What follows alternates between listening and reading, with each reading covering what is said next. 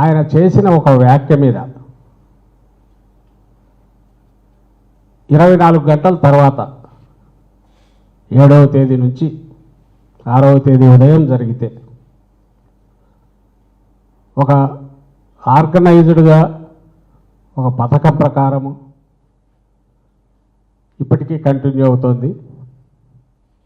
Telugu Desam party, ఆ పార్టీకి సంబంధించిన ప్రచార సంస్థలు, మీడియా పేరుతో నడుస్తున్న ప్రచార సంస్థలు, ఆ పార్టీ పెట్టుకున్న 100-200 పైగా యూట్యూబ్ ఛానళ్ళు, ఆ పార్టీకి సంబంధించి నాయకులుగా చలామణి అవుతున్న వాళ్ళు, ఆ పార్టీ అధ్యక్షుడితో సహా వివిధ దశల్లో ఒక కోఆర్డినేటెడ్గా సమన్వయంతో 3 రోజులుగా చేస్తున్న రాద్ధాంతం, దాని పరాకాష్ఠగా ఇంతకుముందే కొమ్మినేని శ్రీనివాసరావు గారి అరెస్టు, అక్రమ అరెస్టు, ఇవన్నీ చేస్తున్నది అధికార పార్టీ, రూలింగ్ పార్టీ. 6వ తేదీ ఉదయం చర్చలో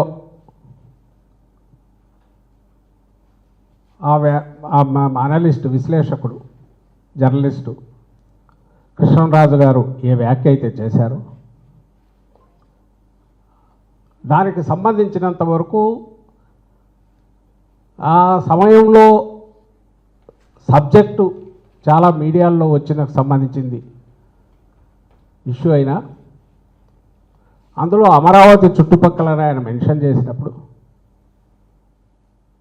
కొమ్మినేని గారు మళ్ళీ మేము చూస్తే వారించారు, వద్దులేండి అవన్నీ ఎందుకు అని అన్నారు. అలాగే మీరు ఏదైనా చెప్పినా అది దైవదోషంలాగా భావిస్తారు, అమరావతి చుట్టుపక్కలైనా ఆ పేరు అని ఎవరు ఏదన్నా దాన్ని చాలా ఇదిగా రియాక్ట్ అవుతారు, ఎందుకు జాగ్రత్తగా ఉండండి అని కూడా హితవు చెప్పినట్టున్నాడు. అదే ఆయన వారించాడు, ఆ వ్యాఖ్య అయిపోయింది, డిబేట్ అయిపోయింది, అది ఎవరు చూశారో తెలియదు. దాన్ని తర్వాత రిపీట్ చేయడం కానీ ఛానల్లో లేదా సాక్షి పత్రికలో దాని గురించి వేయడం కానీ లేదా దాన్ని ఉటంకిస్తూ ఏదో కృష్ణరాజు కానీ లేకపోతే కొమ్మినేని కానీ లేదా మరో నాయకుడు కానీ ఇంకో సంస్థ కానీ ఎవ్వరు ఎక్కడా మాట్లాడాల. ఎందుకంటే డిబేట్ అనేది నలుగురిని ఓ దగ్గర కూర్చోబెట్టి చర్చా వేదికలో మోడరేటర్గా ఛానల్ నుంచి ఓ జర్నలిస్టో ఒక యాంకరు ఎవరో కూర్చొని నడుపుతారు, ప్రెజెంటర్ ఉంటాడు, అందరికీ తెలిసిందే, రోజు చూస్తున్నది. ఇందులో ఏ అభిప్రాయాలు వ్యక్తమైనా వ్యక్తిగతమైనవి. అయితే ఆ వ్యక్తిగతమైన అభిప్రాయాలు కొంచెం హద్దులు మీరినప్పుడు అవతల ఇంకెవరైనా వ్యక్తిత్వ హననానికో ఒక సెక్షన్ను బాధ పెడతాది అనుకున్నప్పుడు ఆ ప్రెజెంటర్ ఆపే ప్రయత్నం చేయాలి, చేస్తారు. ఆ పని కొమ్మినేని శ్రీనివాసరావు గారు ప్రయత్నం చేశారు. ఆ పాసింగ్ ఆ తర్వాత అతను వేరే సబ్జెక్ట్ లేకపోయినట్టున్నాడు, అది రాలే. అతను ఏమైనా స్ట్రెస్ పెట్టి లేదు ఇట్లే అంటానని అతను అన్నట్లేదు, అది పాసింగ్ దీనిలాగా వెళ్ళిపోయినట్టుంది. తరువాత ఎప్పుడైతే 7వ తేదీ ఉదయం నుంచి ఓహో దీన్ని తీసుకొని మనం ఏదో చేయొచ్చని వాళ్ళు మొదలుపెట్టి దుష్ప్రచారం మొదలుపెట్టారు, ఆ మీడియా, సాక్షి మీడియా జగన్మోహన్ రెడ్డి గారికి చెందింది కాబట్టి, కుటుంబానికి చెందింది కాబట్టి వాళ్ళ మీద పర్సనల్ అటాక్ మొదలుపెట్టారు. ఇది అనవసరంగా వైల్డ్ దీనికి పోతోంది. ఉద్దేశం కాదు, ఛానల్ ఉద్దేశం కాదు, ఎడిటర్ ఉద్దేశం కాదు, ఈవెన్ డిబేట్ కండక్ట్ చేస్తున్న కొమ్మినేని గారి ఉద్దేశం కాదు, అండ్ ఈవెన్ అనలిస్ట్ కూడా ఆ సందర్భంలో అతను ఉచితం అనుకొని అన్నది కూడా తర్వాత ఎక్స్టెండ్ చేయలే. లైక్ వాళ్ళ ఛానళ్ళలో జరిగే డిస్కషన్లో స్ట్రెస్ పెట్టి అవును నేను అన్నది కరెక్ట్ అని ఒకవేళ వీళ్ళు వారించినట్టు నటించిన ఆ ప్రెజెంటరు వాళ్ళు దుందుడుగ్గా మాట్లాడిన సందర్భాలు చాలా ఉన్నాయి. స్ట్రెస్ పెట్టి. అలాంటిది కూడా ఇక్కడ జరగలే. ఏబిఎన్లోనో TV5లోనో చూస్తే ఆ ఛానల్స్లో వందల డిస్కషన్స్ అసలు మొదలు పెట్టడం దగ్గర నుంచి క్యారెక్టర్ అసాసినేషన్తో జగన్మోహన్ రెడ్డి గారి గురించి కానీ వైఎస్ఆర్సీపీ నాయకుల గురించి కానీ దుర్భాషలు అక్కడ డిబేట్లు పార్టిసిపేట్ చేసుకున్న వాళ్ళ గురించి కానీ లేదా ఇంకొక నాయకుడు ఎన్నో జరిగినాయి. వాటన్నిటి నేను వాటి కూడా పోవట్లా. వాటిని ఎందుకు పట్టించుకోలేదంటే మేమెందుకు వాటిని పట్టించుకోలేదంటే ప్రజలకు సంబంధించి ఆన్సరబుల్గా ఉండాలి, జవాబుదారీతనంతో ఉండాల్సిన పొలిటికల్ పార్టీసు ఇలాంటి ఇష్యూస్ మీద ఎక్కువ పోతే అసలు సమస్యలు పక్కకు పోతాయని మేము అధికారంలో ఉన్నప్పుడు వాటిని పట్టించుకునే వాళ్ళం కాదు, ప్రతిపక్షంలో ఉన్నా కూడా వాటి విలువ. అది కేవలం దుర్బలులు, అసమర్థులు, పిరికి వాళ్ళు, సత్తా లేని వాళ్ళు మాత్రమే బూతులకు లేదా ఇలాంటి అసభ్యకరమైన వాటికి ఇష్యూస్ను డైవర్ట్ చేయడానికి, అసలు ఇష్యూస్ను అడ్రస్ చేయకుండా జడిసి పక్కకు పోవడానికి ఇచ్చేస్తారు తప్ప జగన్మోహన్ రెడ్డి గారు కానీ వైఎస్ఆర్సీపీ కానీ ఎప్పుడూ అలాంటి దుర్బలత్వంలో లేదు. స్ట్రెంగ్త్ నుంచి మాట్లాడతాం కాబట్టి చిల్లర విషయాలను వాటిని పెద్దవి చేసో లేదా ఎక్కడో పాసింగ్ దీనిలాగా వచ్చిన ఇలాంటి వ్యాఖ్యలను దానిలోనే భూతద్దంలో చూపో ఒక లేని ఇష్యూని క్రియేట్ చేసే ప్రయత్నం ఎప్పుడు మేము చేయలే. అది మాత్రమే చేయడం టీడీపీకి అలవాటు. అంటే లేని ఇష్యూని క్రియేట్ చేయడం లేదా ఎక్కడో దానంతటా అది పాసింగ్ దీనిలాగా ఎక్కడో దాన్ని పట్టుకొచ్చైనా సరే అది మెయిన్ ఇంటర్నేషనల్ ఇష్యూలో జాతీయ సమస్యను చేయడం, దాని మీద ఒక విష ప్రచారానికి దిగడం, అసలు ఇష్యూను పక్కకు తోయడం. ఇది టీడీపీకి చంద్రబాబు నాయుడు గారికి అలవాటు. అదే మళ్ళీ చేశారు. మళ్ళీ ఒకసారి వెనక్కి వస్తే 6వ తేదీ ఉదయం జరిగితే 7వ తేదీ 12 నుంచి వాళ్ళు దుష్ప్రచారం మొదలు పెడితే 7వ తేదీ 3కో 3:30కో లోకేష్ ఎవరు ఇప్పుడు చంద్రబాబు నాయుడు గారి కుమారుడు నెంబర్ 2నో మరి ఆయన 1.5 ఏదో ఎక్కడో నెక్స్ట్ వాళ్ళ ఫాదర్ దగ్గర రావడానికి కుర్రూ తొలుగుతున్న వ్యక్తిగా చెప్తుంటారు కదా, ఆయన ట్వీట్ పెట్టాక అనుమానం వచ్చింది మా వాళ్ళందరికీ. వీళ్ళేదో ఒక ఆర్గనైజర్గా పోతున్నట్టున్నారు, దీని మీద ఎక్కువ చేస్తారనుకొని. సో నిజంగా ఎవరన్నా ఇదే అయ్యారేమని సాక్షి మీడియా అప్పుడే దానికి సంబంధించి స్టేట్మెంట్ ఇచ్చింది, ప్రకటన చేసింది. ఛానల్కి ఇది ఎలాంటి సంబంధం లేదు, ఇలాంటి వాటిని ఎంకరేజ్ చేయము, దానికి సంబంధించి ఖండిస్తున్నాము. అండ్ అది ఆయన వ్యక్తిగత అభిప్రాయం అయినప్పటికీ అది కరెక్ట్ కాదని అప్పుడు చెప్పాము. మా స్టాండ్ ఇప్పటికే సాక్షి మీడియా స్పష్టంగా స్క్రీన్ మీద బిగ్ బ్రేక్ కింద పెద్ద స్టేట్మెంట్ ఇచ్చింది. ఆ అనలిస్టు జర్నలిస్ట్ కృష్ణరాజు ఆయన స్టేట్మెంట్ ఇచ్చాడు. రాత్రి వాళ్ళ ప్రచారం పర్సనల్ లెవెల్ దాటి అసహ్యకరమైన రీతిలో జగన్మోహన్ రెడ్డి గారి గురించి, భారతీయమ్మ గురించి మొదలైన తర్వాత వైఎస్ఆర్సీపీ అఫీషియల్ స్టేట్మెంట్ కూడా ఇచ్చాం. ఇది పార్టీకి సంబంధం లేదు, సాక్షి మీడియా ఆల్రెడీ ఇది చేసింది, ప్లస్ అతను ఇచ్చాడు. పార్టీ ఇలాంటి వాటిని ఎంకరేజ్ చేయదు, దాన్ని పూర్తిగా ఖండిస్తున్నామని చెప్పాం. ఇలాంటి వాటికి స్కోప్ ఇవ్వకూడదని చెప్పాం. దయచేసి దీని ఇంతటితో వదిలేయండి అని కూడా చెప్పాం. ఇది 7వ తేదీ జరిగింది.